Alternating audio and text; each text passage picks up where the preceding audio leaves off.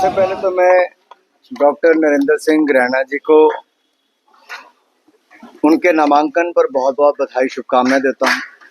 ऐतिहासिक जनसमूह एक रोड शो के रूप में जो आया उसने दिखाया कि भारतीय जनता पार्टी के लोकप्रिय उम्मीदवार यहां से भारी मतों से जीतेंगे और भाजपा की सरकार बनाने में जम्मू साउथ आरएसपुरा एक बड़ी भूमिका निभाएगा।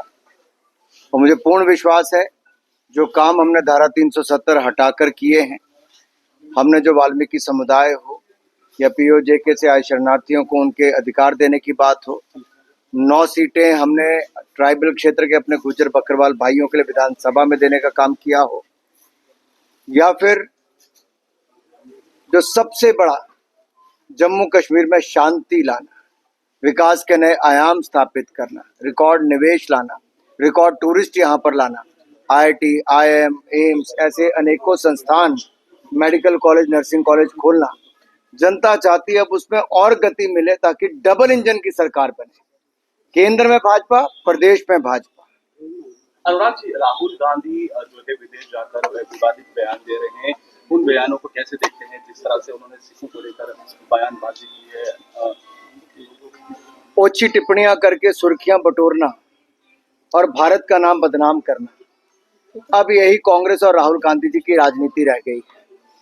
कोई मौका नहीं चूकते विदेशी धरती पर जाकर भारत का अपमान करने पर, भारतीयों का अपमान करने पर। सिखों के बारे में जो टिप्पणी की है उस पर पूरे सिख समुदाय से राहुल गांधी जी को माफी मांगनी चाहिए। इन्होंने कांग्रेस की सरकार में सिखों का कत्लेआम हुआ, केश काटे गए, महिलाओं के साथ बलात्कार हुआ, हजारों सिखों को मौत के घाट उतार दिया, ब्लू स्टार ऑपरेशन हुआ, न जाने क्या क्या इन्होंने किया। अब उसके बाद विदेशों में जाकर झूठी बयानबाजी करते हैं।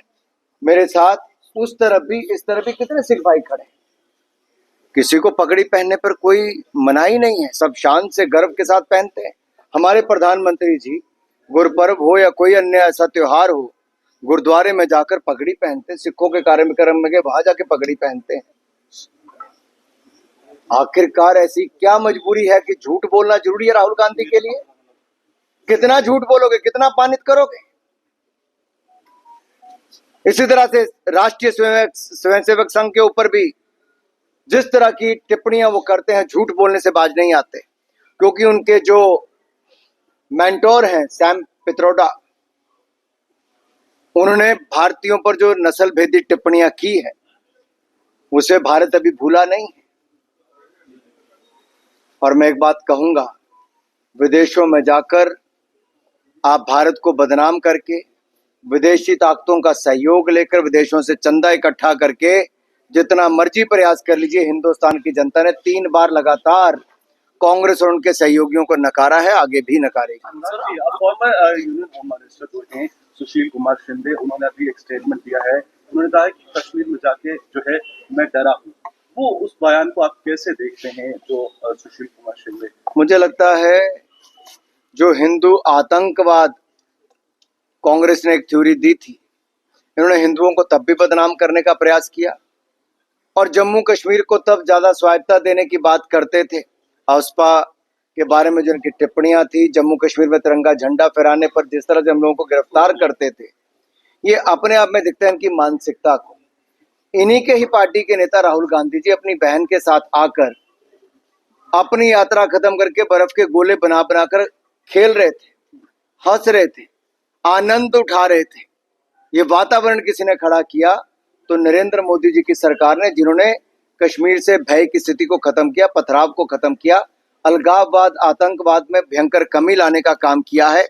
और अब इनकी पार्टी के नेता अगर चुनाव आते ही झूठ बोलना शुरू कर देंगे और इनके सहयोगी दल के नेता जो आतंकवादी सोच वाले उनका समर्थन करेंगे, संसद पर हमला करने वाले अफजल गुरु को कहते हैं कि उनको फांसी नहीं होनी चाहिए, तो सुप्रीम कोर्ट पर भी प्रश्नचिन्ह खड़ा करते हैं और आतंकवादियों का समर्थन देने का काम। कितनी तैयारी है सर? ऐसा है कि मैं पहले ही जमीन पे हूँ, पिछले 40 सालों से सामाजिक काम कर रहा हूँ।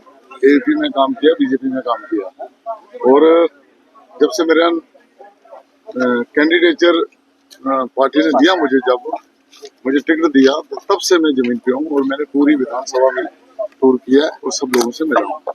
और आज जो कार्यकर्ताओं ने मेहनत की और इस प्रोसेशन में जो उत्साह लोगों में रहा, जितना लोगों ने मुझे आशीर्वाद दिया और मुझे मेरा उत्साह और बढ़ा, मैं और ज्यादा मेहनत करूंगा और मुझे लोगों के आशीर्वाद से लग रहा है कि ये सीटें बड़ी मार्जिन के साथ जीते। क्या कहें?